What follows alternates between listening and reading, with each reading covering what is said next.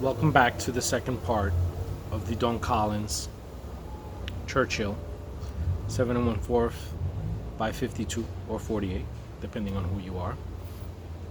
And we covered the history, we covered the fact that this can just be a regular backyard cigar, a cigar that you don't have to think about. And for me, that's regrettable because when I purchased it, and I saw the blend of the Dominican, the Puerto Rican, and the Honduran tobacco, I got excited thinking maybe this is, at the top tier of their cigars. For me, having tried all of them, fresh and aged, I think it isn't.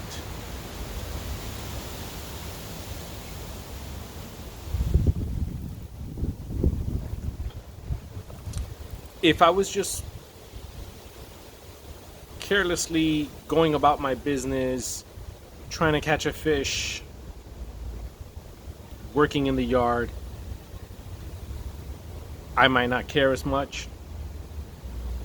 But if I'm going to sit down and have myself a cigar and invest the time, especially in a cigar of this size, I'm going to expect a little more.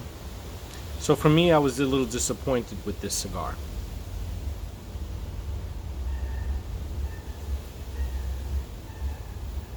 In the final third, the pepper notes picked up a bit. And that tobacco flavor, that grassy note, remained throughout. I think the one thing that I liked were the little pops of pepper as it went in. And it did build up to a true medium bodied and strength cigar in the final third, as you can see. That crazy ash that I was telling you about, there it is. There it is. It hasn't affected the draw. I mean, the draw has been fine. It's just a weird looking ash. But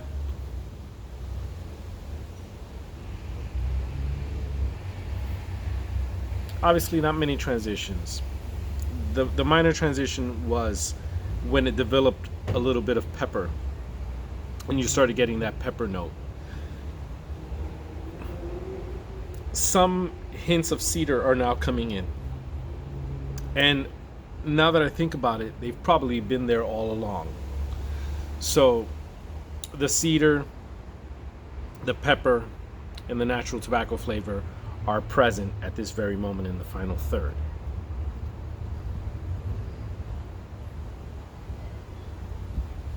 If the cigar was like this for the majority of its smoke, then I would have enjoyed it a little more. Even with the simplicity of just natural tobacco with hints of pepper and cedar. But it wasn't there. And again, if you're on a boat and you're trying to catch a fish and your objective is really fishing, not necessarily smoking a cigar, then this is fine. And this is fine if you're in your backyard and you're doing some work and you puff on it a couple times and you put it down, you rake some leaves and so forth. But for me to invest time into it and actually sit down and say to myself, I'm going to put an hour and change of my life, I wouldn't do it again. Not if I was just doing that. Now, it just so happens that I was doing a little yard work today.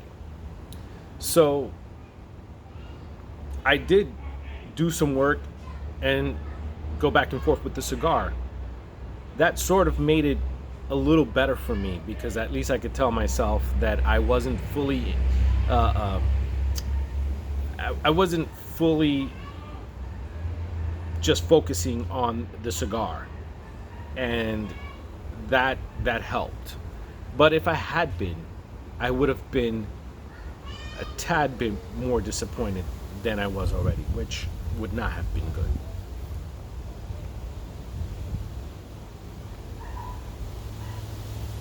Now, having said all of that, I'm not saying it's a horrible cigar. I'm not saying that you shouldn't try it. I'm not saying that you shouldn't be adventurous and do what I did and buy some, try them fresh, and age some. I'm not saying that. I'm just saying what I'm feeling at this very moment, which is, for me, it was a letdown. I expected more. I've had a few of their other cigars, and I've had some good experiences. So, like again, with this size of cigar, you're spending more time with it. You want a more pleasurable experience. I didn't mind that there were very little transitions, if any, in this case, just the minor transition. I didn't mind that at all. It was more just the fact that the flavor I was getting just seemed to me, just so ordinary and unimpressive. So,